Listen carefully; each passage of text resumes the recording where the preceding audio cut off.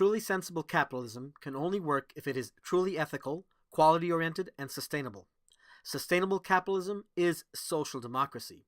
Without truly sensible capitalism, there is no freedom, liberty, nor justice.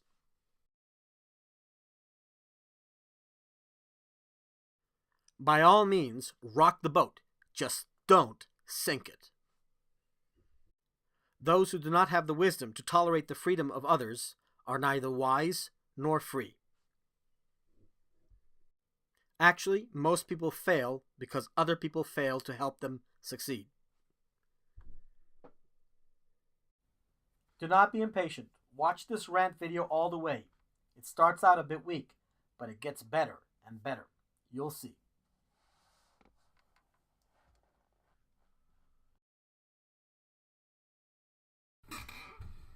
Hi. Okay, I have to make this video. Let's start with a very simple statement. The world itself that we live in is a whole lot more complex. A hell lot more complex than even those people out there who would tell you that the world is complex. They think it's complex, but even they don't realize just how complex it is. Okay, that's the first thing you have to keep in mind. There's no simple answers to many of the most pressing and urgent questions concerning, for example, the global financial crisis, the global credit crisis, the credit rating agency created crisis. Now, another thing to keep in mind is, who do you ask this question of? Now, if you ask a conspiracy theorist, and I mean by conspiracy theorist, I mean somebody who's just a theorist and doesn't know really what's going on, most of the time, here on YouTube at least, you're going to get the following general answer. Oh, it's the bankers, it's the Federal Reserve, it's the people behind the Federal Reserve, it's the Rothschilds, the Rockefellers, the Illuminati, the Council on Foreign Relations, the blah, blah, blah, blah, and they're manipulating everything, and they have tremendous wealth, and so forth. And we're all being, it's a prison planet phenomena. We're all set up to eventually become either slaves or destroyed. Or if you're one of the lucky few, then you join the elites. Although that's very unlikely. Now that's the opinion of the conspiracy theorists in general. Not all, but most of them. Now, if you ask the, responsible mass media types, financial news program hosts like, let's say, Richard Quest of CNN, what he thinks is going on. Of course, he'll be very cautious because he's just a journalist asking other people the questions usually. But more or less, he would say that, the economies of Europe are not functioning as well as they want the world to think.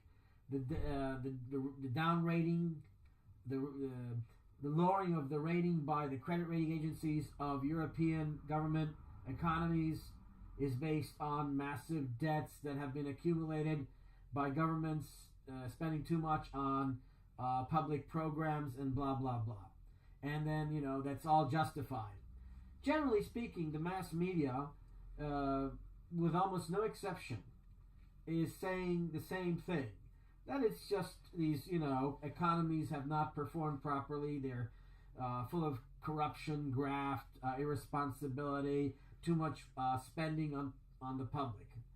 So that's one side. So, like I said, you have on one side the conspiracy theorists, the majority of them, and then you have these establishment type media people who are making it sound like, well, this is what it is because of what it seems to be, what they're showing us. And you know what? The truth is neither there nor there. It's not with the conspiracy theorists, at least not the majority of them, and it's not with the mainstream media.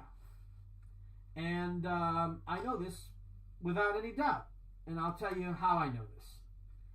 Okay, not long ago, I was able to get some feedback in a direct conversation with somebody who really knows the inside story of what's going on Wall Street, and also what's going on in terms of the exchange rates, international exchange rates, monetary exchange rates, currency exchange rates. And basically, he's what you would call a Wall Street baron. And he's given me the kind of feedback that I needed to finally put the nail in the coffin of my theory.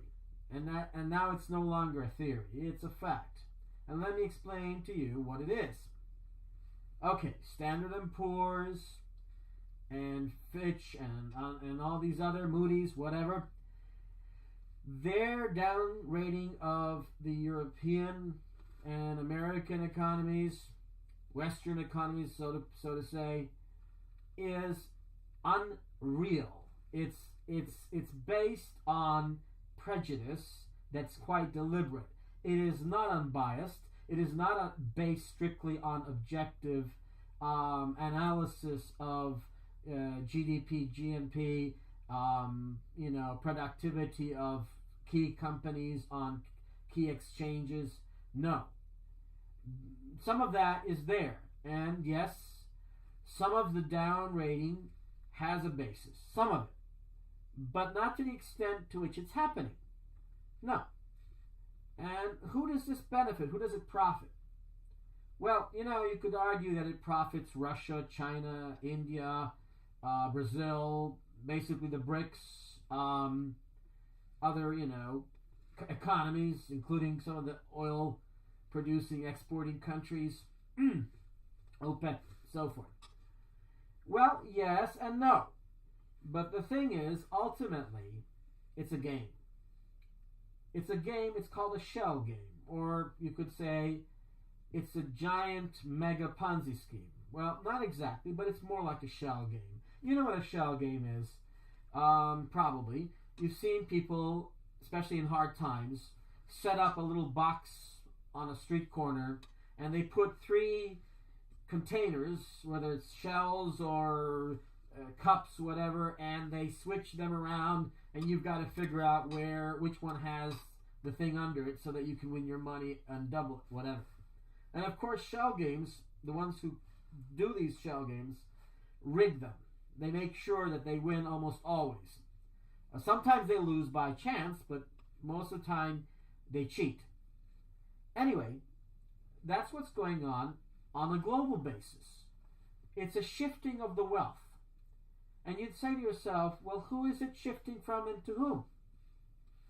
Well, it's the same people shifting money left and right, and because they know more or less what's going on and they have enough capital in their possession, in their direct control, to bet on the insider information that they have about what's going on, what's happening, what's about to happen, because they can foresee, well, they can't foresee, they know what's going to happen. Because they know what's going to happen, they're able to make massive profits. Now, the problem with the majority of the conspiracy theorists on YouTube is that they have a motive that it makes them very, very unbelievable. And I mean that literally. Their motive, most of the time, is to profit off spreading fear, spreading insecurity, and promoting key investment strategies like gold, silver, basically, precious metals.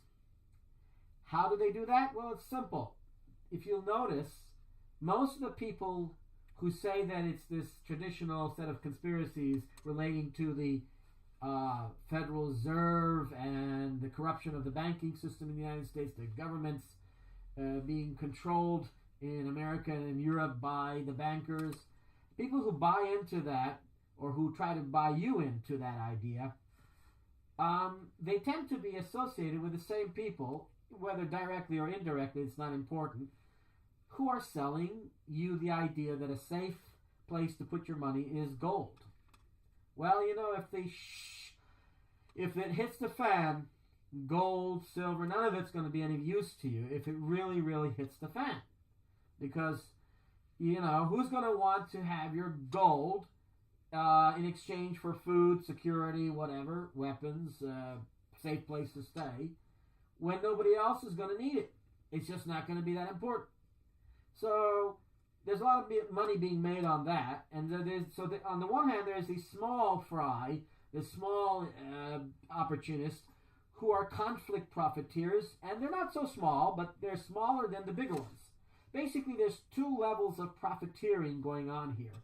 Both of them are profiting off social conflict within Europe and America, and global conflicts like wars, international crime, terrorism. They profit from this. And they need to perpetuate these things in order to make tremendous amounts of money. If you have to ask yourself, after all these years, why can't we just put an end to most of this war, crime, and corruption in the world? And you can say, well, it's so big a world, and there's so many millions of them out there about to kill us, and we just don't have enough manpower, enough soldiers, enough police to go after the bad guys. No, that's just absolutely big BS. It's not the way it really works. We could put an end, literally, to the vast majority of wars. We could almost certainly round up most of the hardcore criminals. And we could certainly put into place very logical and feasible methods to prevent further corruption and to reduce corruption, whether it's corruption within the government, whether it's corruption in the financial, private, corporate sector, or it's corruption in the general public community. There's plenty of things that can be done to reduce corruption to relatively insignificant levels. And there's plenty of things that can be done to end wars, prevent wars, reduce the number of wars, and to definitely deal with the strife and conflict that is in the world. But there are people who profit from that, within countries and between countries. There are for heaven's sakes, there are entire systems of law that benefit directly or indirectly from further conflict.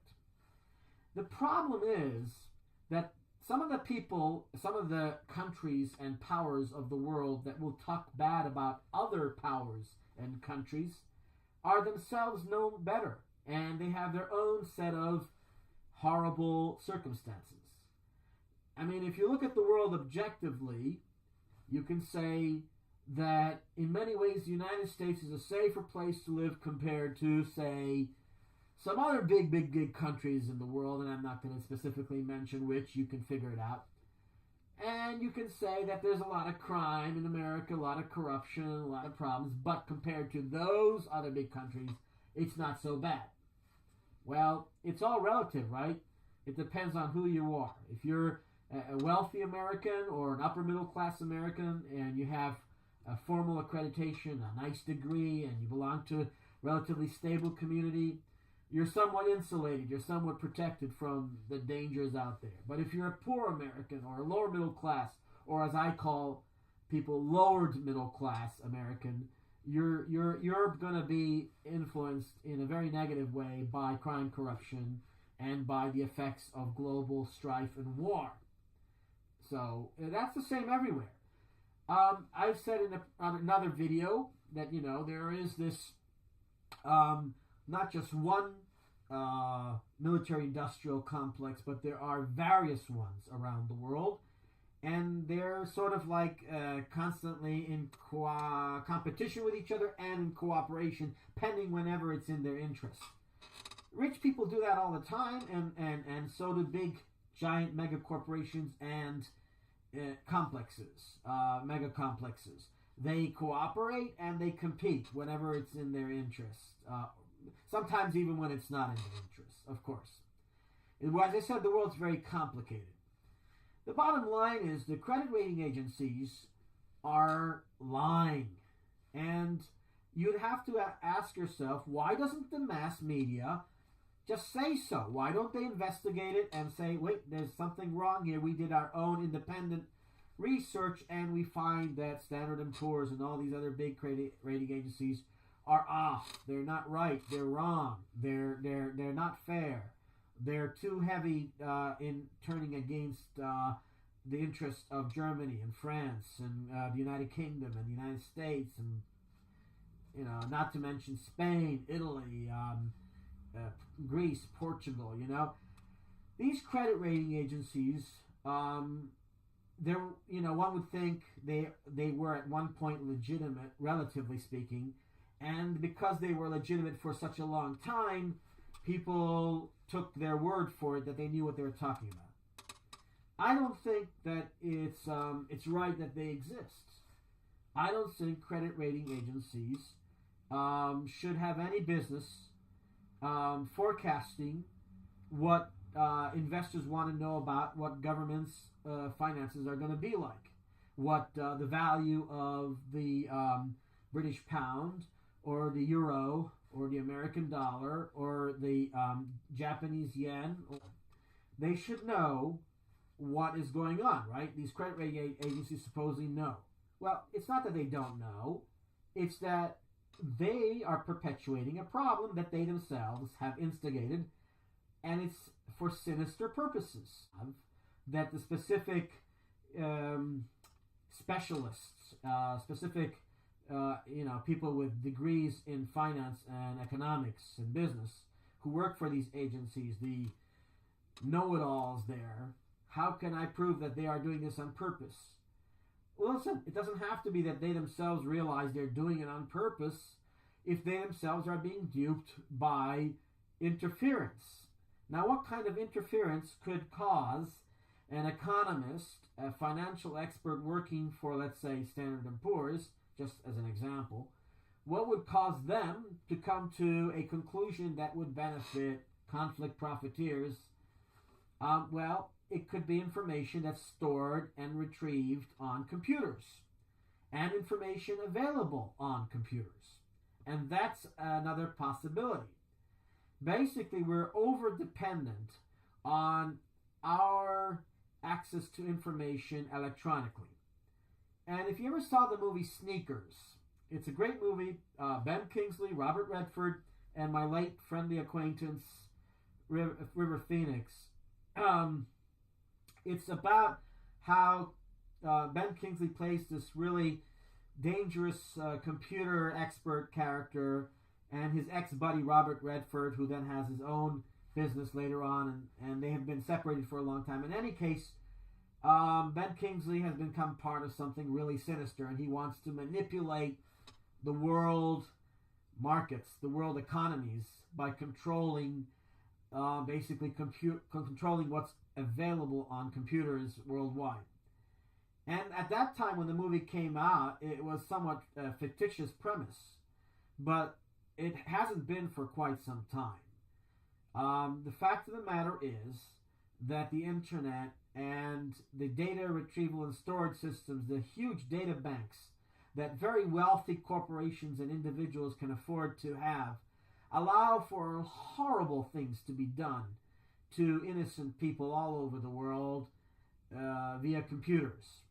You can imagine how a young hacker sitting in his bedroom, starting out as a hacker, eventually gets caught doing so, and they make a deal with him, and they say, listen, you either go to prison for so many years or you work for us. Well, who is us? It could be private corporations, it could be a combination of private corporations and governments. Whatever the case may be, once they catch hold of that hacker, they can use that hacker to do terrible things. Now, of course, you can't keep your eyes always on all the hackers.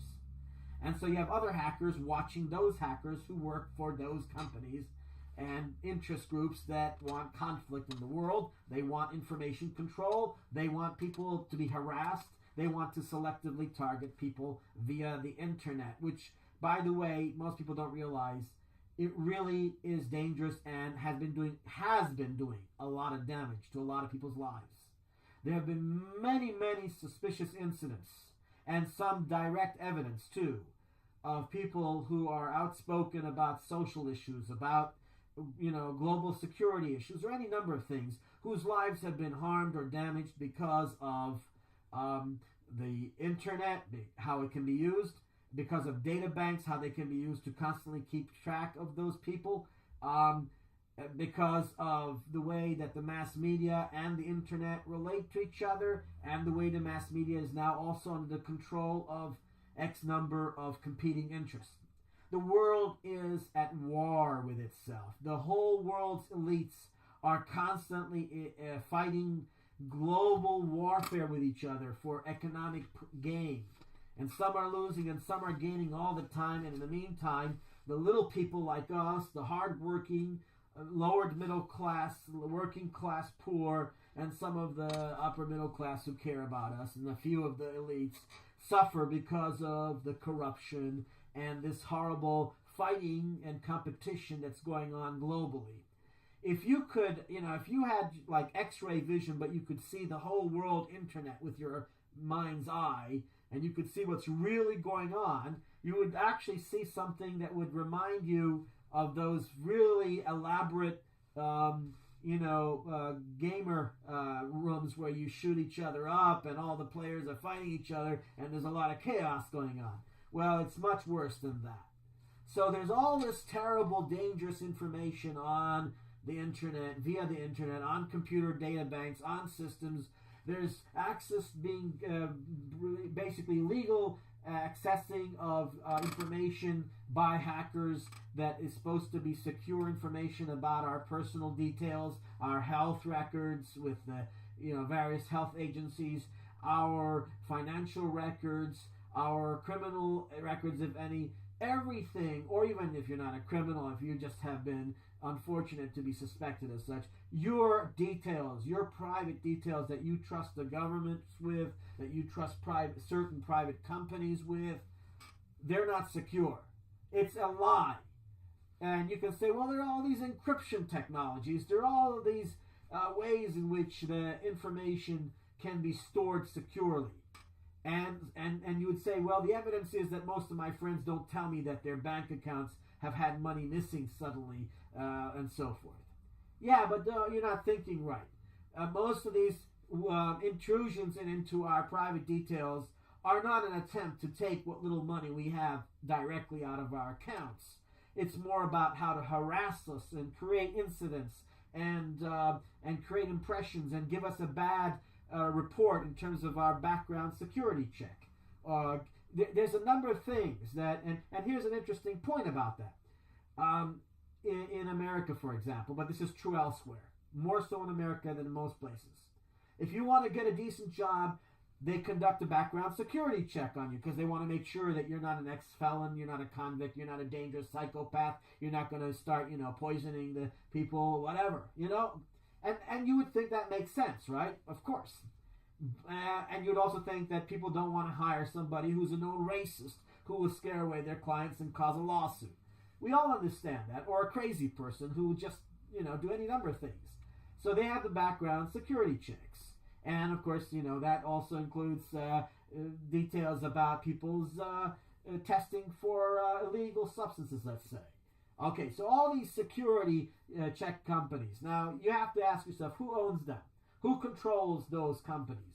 Well, most of them, no kidding, are owned by people who are not interested in the benefits of the average citizen. They're interested in the corporate interests. They're working for the private sector, and they tend to be, if I may say politically speaking, they tend to be right-wing, and they tend to be somewhat fascistic, if not very fascistic. Same thing with private security firms that provide security services, whether it's in a war zone or at home for businesses. Security companies, also most of them are in the hands and controlled by people who do not care about the working class majority, about the middle class and the lower middle class. They don't care. They care about the people who pay them, the rich. So you have these hackers who get caught, who then work for these companies to mess with your life.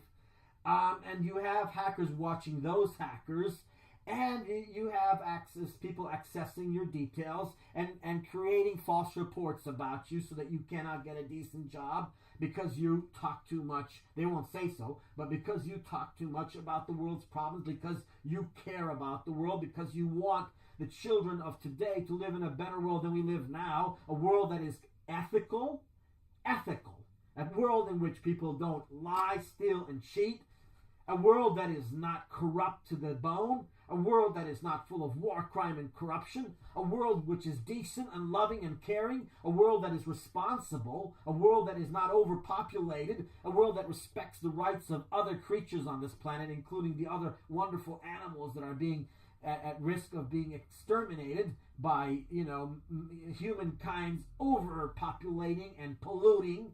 People always say, oh, what is this thing, JP, about overpopulation? Why are you so concerned? There's plenty of space in the world. Man, you don't get it. There's just too many people consuming too many things, requiring too many needs, and as a result of that, the ratio is so bad that we're polluting our waters, our air, our soil, and we're causing social disruptions. And you can say, well, the more people, the less easy it is for the elites to enslave us all. No, it's not true. The more people there are, the easier it is for them to set us at war with each other and to have excuses to do that. So it's not true.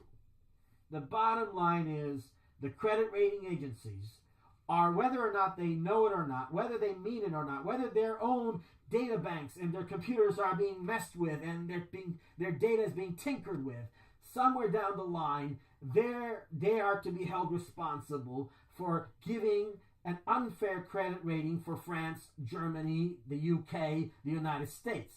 And you know what? Who else benefits from this? Oh, yeah, the extreme right and the right-wing politicians and some of the extreme left. They want to have an excuse to take away your freedoms, to take away what liberties were fought so hard for, to take away the things that people fought and suffered for in World War II and World War I. You know what was World War I about? It was a mass culling. It was a way to exterminate thousands upon thousands of intellectual males who might start to get organized and say to the elites, okay, we don't mind you being rich, we just want a fair share, we want a fair deal, we want to have our rights respected, we want to have enough money on the table to feed our children, to clothe our children, to protect ourselves in hard times. And they didn't want all those young people to live to see that day that they organized. So they said, oh, we'll create World War I and get rid of them. And of course, we all know how World War I ended, and we all know what happened in Germany, and we all know that once again, the extreme right came to power because the elites, not all the elites, let me get that clear, not all of them, but the majority of them said, we can't have the communists, the socialists. And by the way, I'm not a communist. I'm a social democrat. Don't you dare call me a communist. I'm for democracy and I'm for capitalism, and I'm not a communist. But I am left of center, and not a socialist even.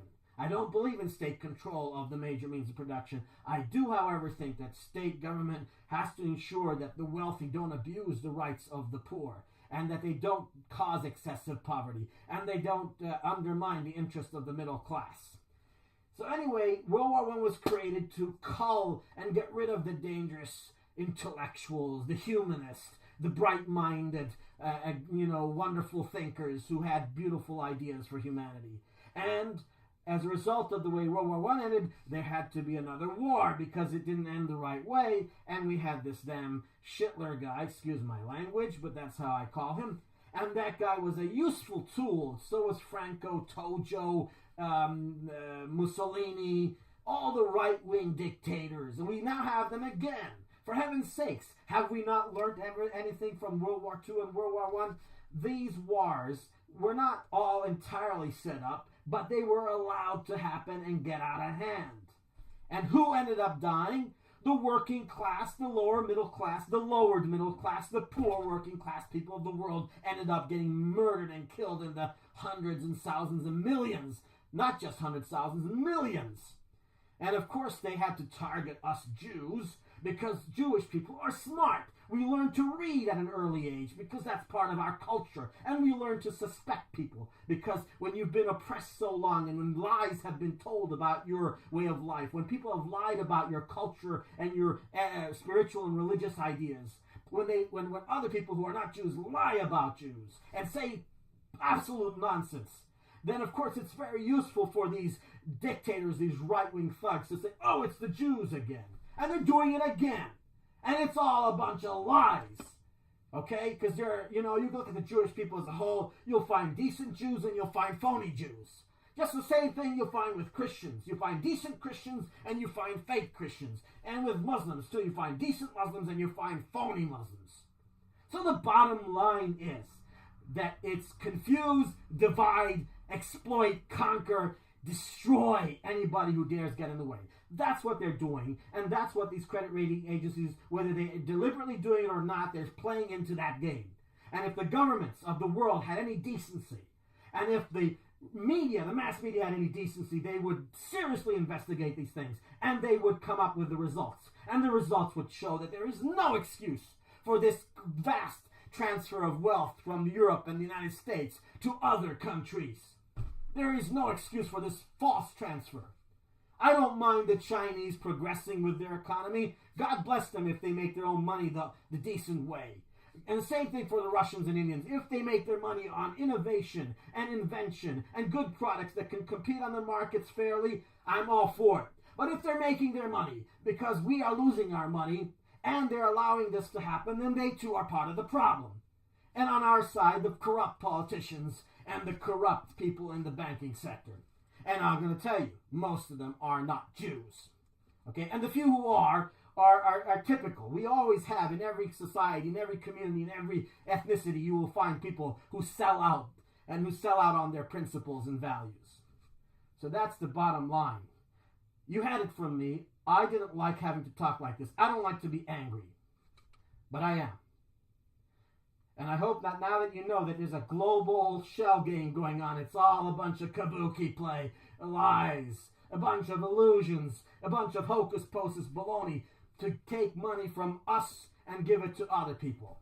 There is no need to get rid of all these public sector jobs.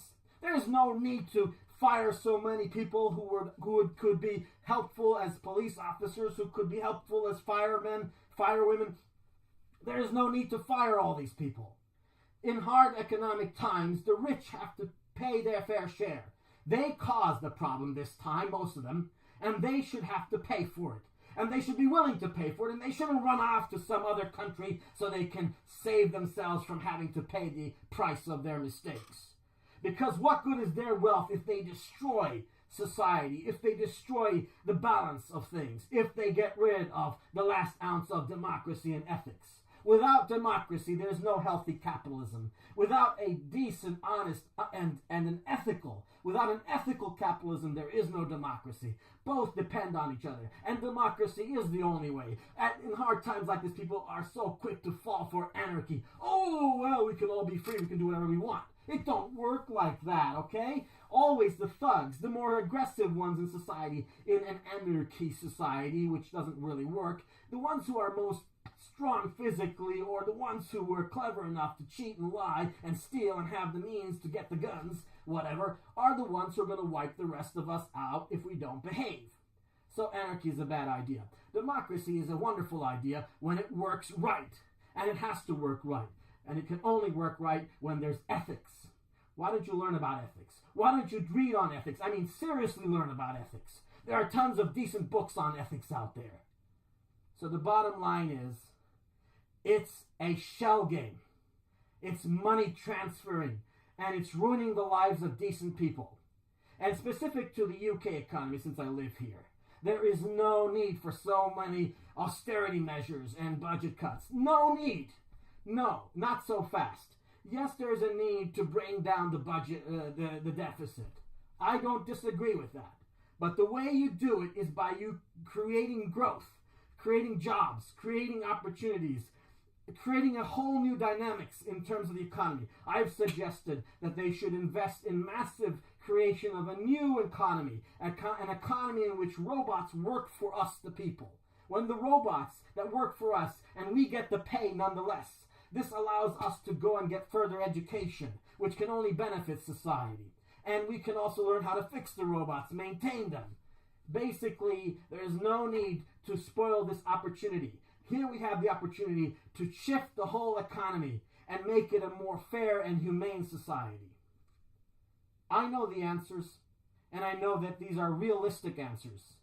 And as some of the most intelligent people in the world of economics will say, including Robert Reich, the former labor secretary under Clinton, will tell you, it's in a crisis like this when you need to inject the economy with capital from the government. Yes, it's going to cost down the generations, but if you don't solve this mega crisis now, the disastrous effects of an impoverished United States, an impoverished Europe, are going to last for generations. And then you might as well have done what is necessary now, and then let the burden be picked up when we have the money later.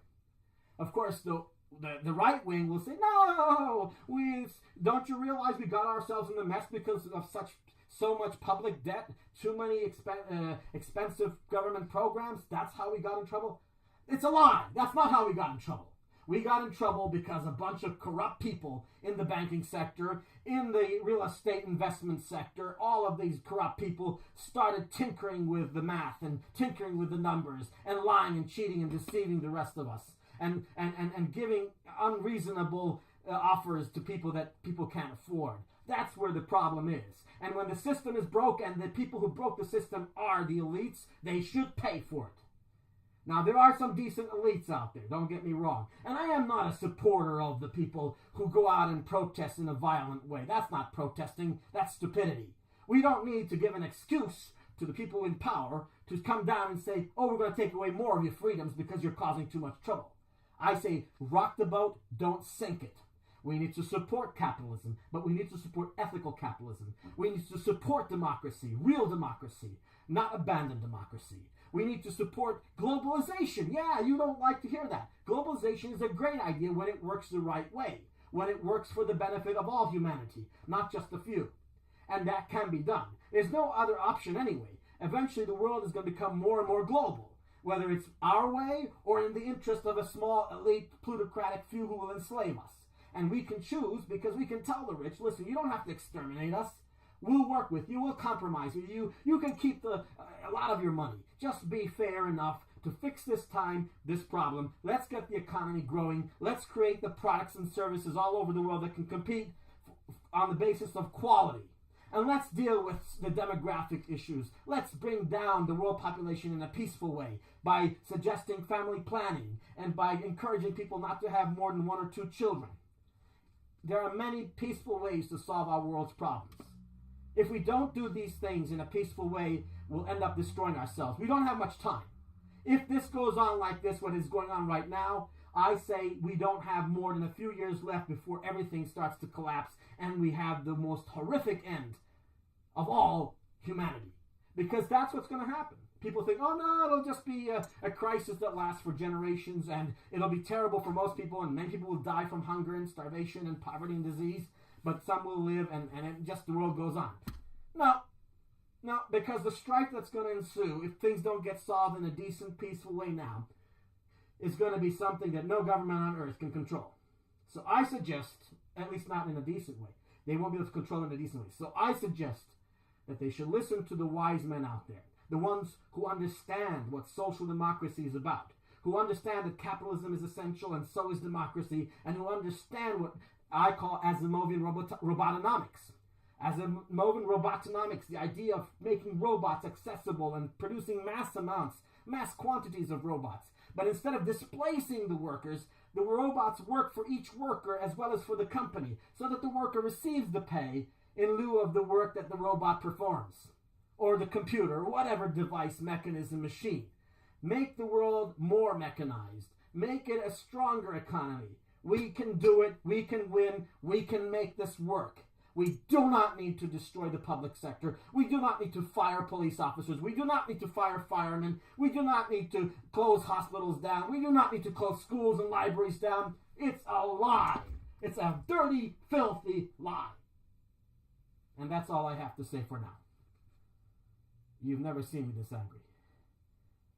Okay. Well, that took the wind out of me.